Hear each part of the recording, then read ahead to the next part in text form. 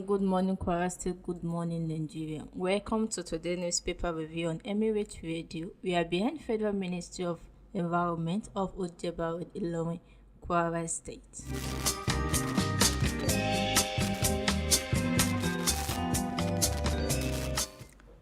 The newspaper we are looking into this morning is the Punch newspaper and the Daily Post newspaper. Quickly on the headlines. On Punch newspaper, Okpebholo threatened to revoke delay contract. On Daily Post, CDS call for stronger regional cooperation to tackle insecurity. On Punch, REVEIW finally stop hiding behind woman. On Daily Post, Rivers Speaker demands sack of all Fubara's commissioners. Still on Daily Post, Edo demolishes houses linked to kidnapper in Governor Okpebholo Senatorial District. Still on Daily Post newspaper, patrons seek IGP's intervention as oil mogul Obasi Lawson goes missing after deadly attack. Still on Daily Post, REVEIW must step down for unbiased sexual harassment probe. And on Punch newspaper, PMC costs may drop further as crude oil prices fall. On Daily Post, the Ghana government deploys secret monitor to check Ramadan feeding fraud. And on Daily Post this morning, Governor Lawal appoints new head of service. On Leadership newspaper, FCCPC sue MultiChoice offered DSTV Go TV price hike. On Daily Post, I have not resigned from office, says River Deputy Governor. And on Royal News, Afso suspected murderer orders arrive in court today.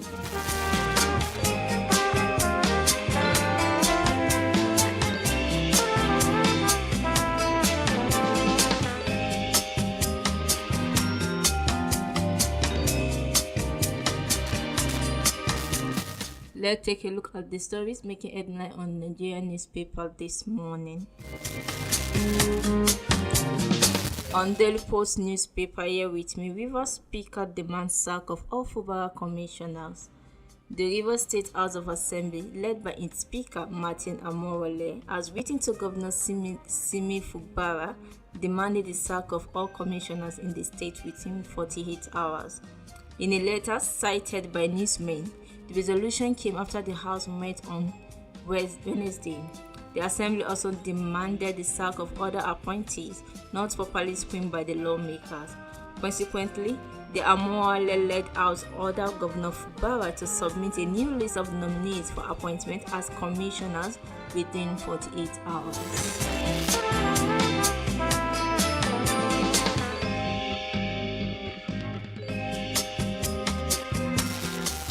On Daily Post newspaper, Edo demolishes houses linked to kidnapper in Governor Okpebholo Senatorial District. The Edo State government has demolished houses linked to kidnappers in the state. Newsmen gathered that the demolished houses are located in Ile in Eson West Local Government Area and Oromi in Eson Northeast Local Government Area of the state. The houses are located in the state governor's Monday Okpebholo Senatorial District. According to report, the demolition was a bold step by the governor Monday Okpebholo-led government toward ensuring the safety of citizens and curbing criminal activity in the state. The special advisor to the governor on security, Mr. Akere Paul, and commander of the special task force, Michael Eneto, led the operation.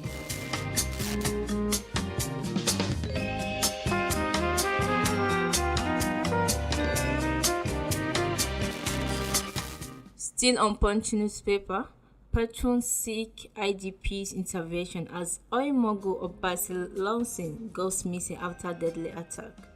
The Petroleum Products Retail Outlets Association of Nigeria, Petron, has called on the Inspector General of Police to intervene in the search for its Board of Trustees chairman, Chief Obasil Lawson, who is also the Chief Executive Officer of Soban's group of companies. In a statement yesterday, Petron revealed that Chief Lawson was attacked in Azumini, Abia State on Tuesday when his SUV was ambushed. The statement signed by the Petron National Publicity Secretary, Joseph Obele, disclosed that the attack led to the death of Chief Lawson driver, Mr. Anayo Uku, and his special assistant, Mazi Confident Chidioke, who were in the same car as him. It further noted that the 3 police officers accompanying them managed to escape.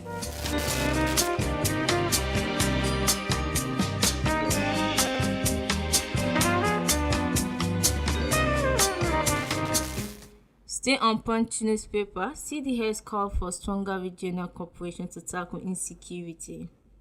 The Chief of Defense Staff, CDS General Christopher Musa, has called for a stronger and more unified approach to tackling Nigerian security challenges. Speaking at the Forces Command and Staff College in Jaji, Kaduna State on Tuesday, Musa addressed students of Senior Course 47 and Junior Course 99, emphasizing that overcoming insecurity in Nigeria and Africa requires collective effort, innovation, and regional collaboration. Delivering a lecture titled Nigerian Security and Defense, My Leadership Concept for the Armed Forces of Nigeria, Musa stressed that the security threat did not recognize borders and Nigeria must work closely with its neighboring countries to maintain peace and stability.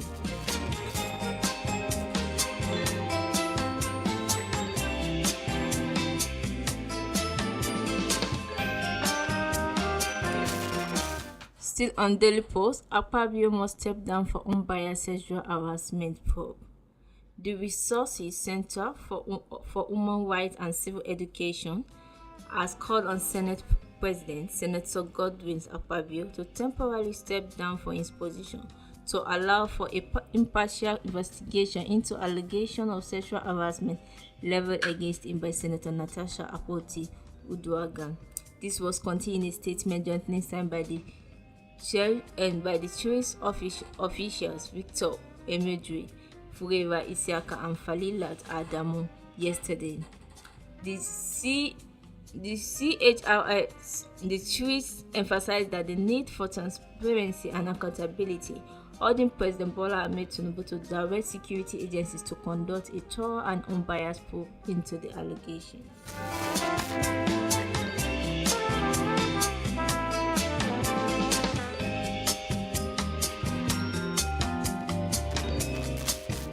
And on Punch newspaper, Tinubu's mandate ministers to hold quarterly public briefings. The presidency yesterday outlined new conditions for the quarterly stakeholders and citizens engagement meeting, saying the federal government is commitment to transparency, inclusivity, and citizen participation in governance.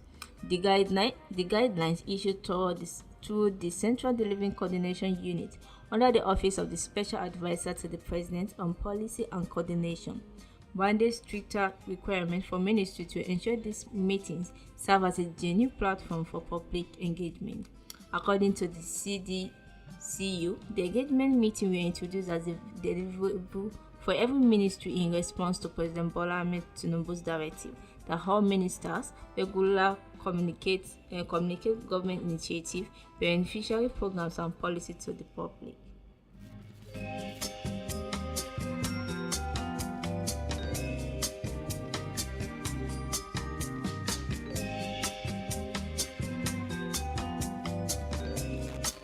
And on Punch newspaper, Akpabio finally stopped hiding behind women. Yesterday, Senate President Godwin Akpabio finally defended himself since Kogi Central Senator Natasha Akpoti-Uduaghan accused him of sexual harassment. This is not the first time he has been accused of such, but this instance feels different. He denied the accusation by alleging his record of award as a gender-friendly governor and pointing out his cherished personnel relationship with women that put him beyond such impropriety. Good for him, but there is also enough record of his public conduct to consider a pattern of his behavior when dealing with women.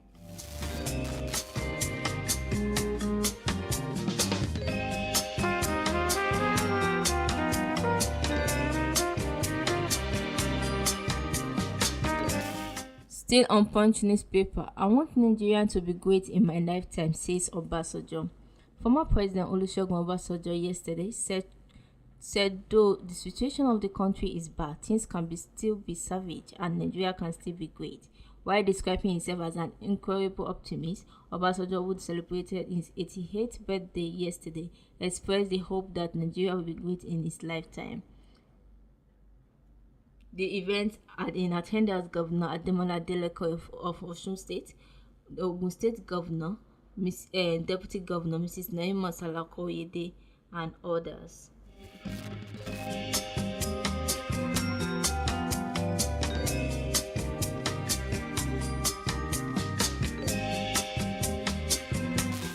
Still on Punch newspaper, lacks state commitment to business-friendly environment. The Lagos State Governor, Babajide Sanwo-Olu, has said the state government is fully committed to fostering a business-friendly environment as well as market-driven, innovation-led financial sector. He said the Lagos State Government, through the Lagos International Financial Center, which is being established in collaboration with enterprise and other key stakeholders, will create an enabling environment that supports seamless trading, attract foreign investment, and enhance the competitiveness of the financial market. Sanwo-Olu spoke during a meeting with Lancers Exchange and key stakeholders on the State International Financial Center project held at Lagos House Marina on Tuesday.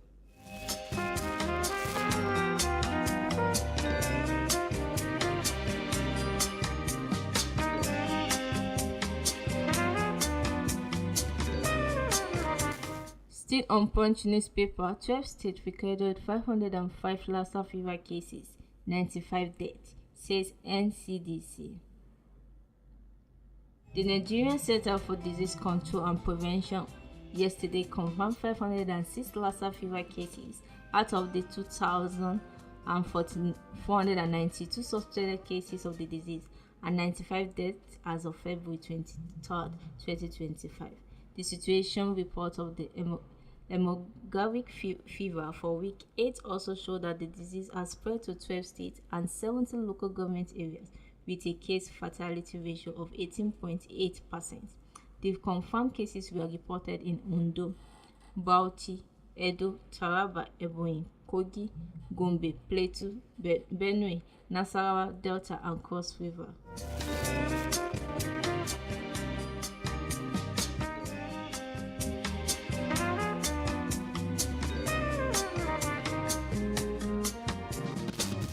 Still on Punch newspaper, Sanwo-Olu unveils 3 roads today.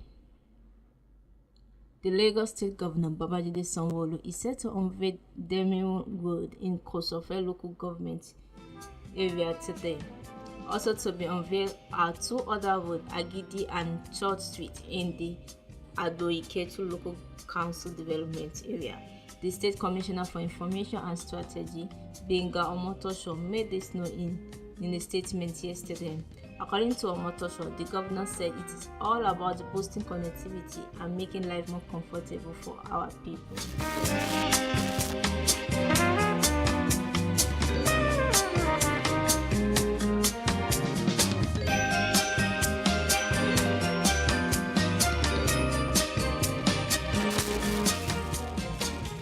Still on Punch newspaper, Okpebholo threatened to revoke delay contract. Edo State Governor Monday Okpebholo has warned contractors handling ongoing projects across the state to adhere strictly to agreed timelines and specification or risk termination of their contract. The Governor Chief Press Secretary, Fred Ichua, issued in a statement yesterday, highlighting Okpebholo's concern after he inspected several road and drainage projects in the state. During the inspection, Okpebholo expressed displeasure over the slow pace of work, particularly in the Owie-Ozoala community, where residents complained that the contractor was frequently absent from the site.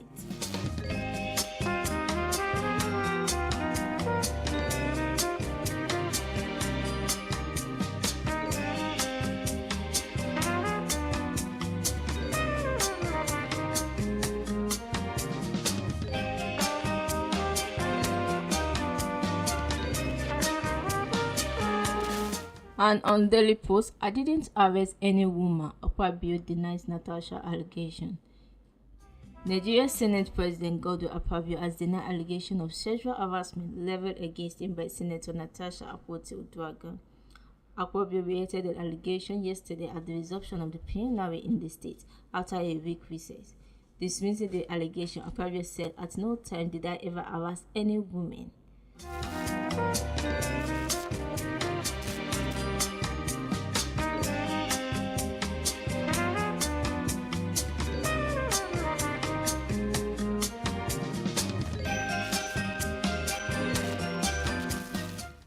Still on Daily Post, Governor Aliyu warns against diversion as Sokoto distributes of 1.66 billion naira medical supplies. The Sokoto state government has invested 1.66 billion naira in acquiring essential medication and mama's kits, which have been distributed to 244 primary health centers across the state, 23 local government areas. Speaking at the distribution ceremony yesterday at the Government House, Governor Ahmad Ali reaffirmed his administration's dedication to making healthcare accessible and affordable, particularly for women, children, and vulnerable populations. He reiterated his commitment to strengthening the health sector, stating a healthy society is a wealthy society.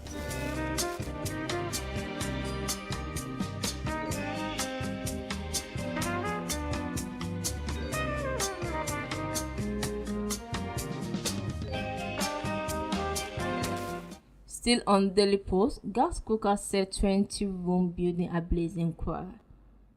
An unattended gas cooker set a 20-room building ablaze in Ilorin, the Kwara state capital, yesterday.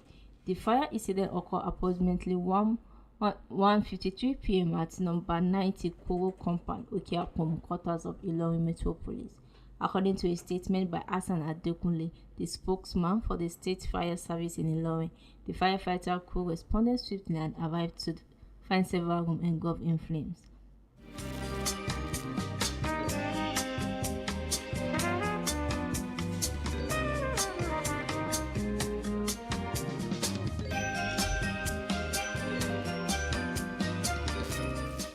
Still on Daily Post, Kaduna court sentenced 3 men to death by hanging for rape. A Kaduna court has sentenced 3 individuals, John Moses, Yakubu Muhammad, and Mustafa Musa, to death by hanging over a 2-count charge of rape. The verdict was disclosed yesterday by the Kaduna State Commissioner for Human Service and Social Development, Hajiara Rabiu Salisu. She revealed that the ministry has secured 3 rape convictions between June 2024 and February 2025. Describing the development as a step forward in the fight against sexual violence and a deterrent to potential offenders.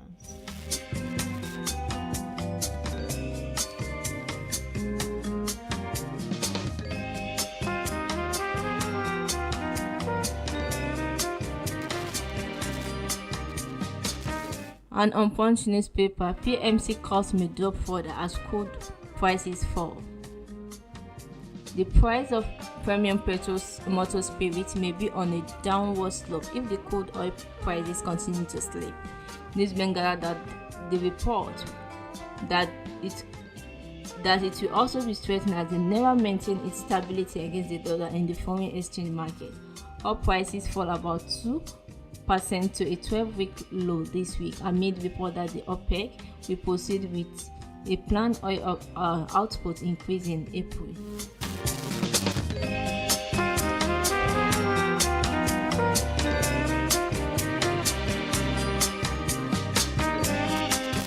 And on Daily Post, Jigawa government deploys secret monitors to check Ramadan feeding fraud. The Jigawa state governor has deployed secret monitors to track the distribution of meals under its Ramadan feeding scheme, warning food vendors against diversion and mismanagement. This was contained in a statement released by the Commissioner for Special Duties, Awal Sankara, yesterday in Dusin. Sankara disclosed that the government had received reports of insufficient distribution of the approved quantity and quality of meat in 17 feeding centers.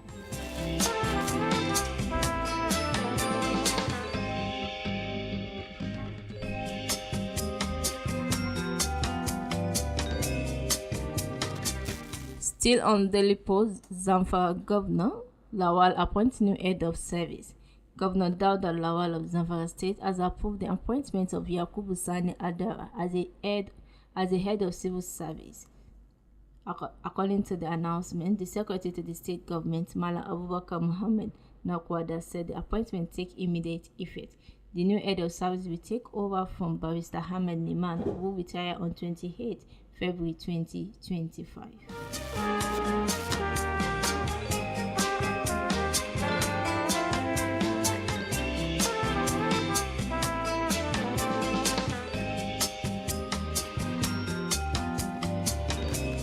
And on leadership newspaper, FCCPC sues MultiChoice over DSTV, GoTV price hike. The Federal Competition and Consumer Protection Commission (FCCPC) has filed a criminal charge against MultiChoice Nigeria and Chief Executive Officer John Ube before the Federal High Court in Lagos for allegedly violating regulatory directive and obstructing an ongoing inquiry.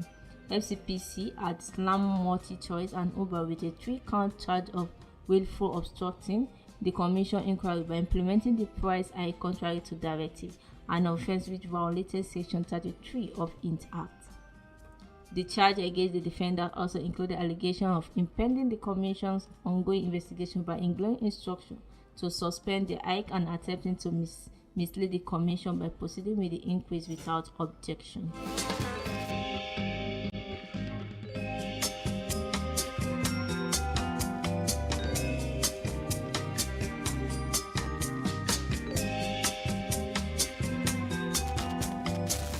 And on awareness this morning, Hafsa's suspected murderer orders arrive in court.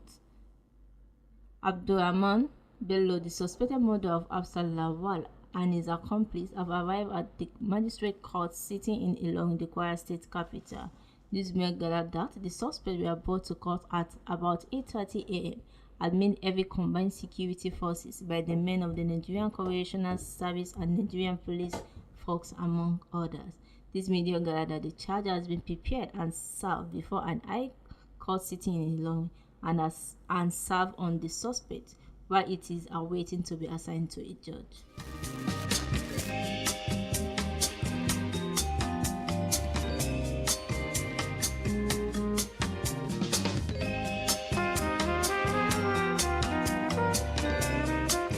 And on Daily Post, I have not resigned from office, says Rivers Deputy Governor. The Deputy Governor of Rivers State, Professor Ngozi Odu, has dismissed social media reports claiming she has resigned from office, describing them as malicious speculation. Rumors, particularly on Facebook, suggested that Odu had stepped down, fueling speculation about discord within Governor Similayi Fubara's administration. However, in a statement issued in Port Harcourt yesterday, a media head, Owupele Benebo, debunked the claim, calling them fake and misleading.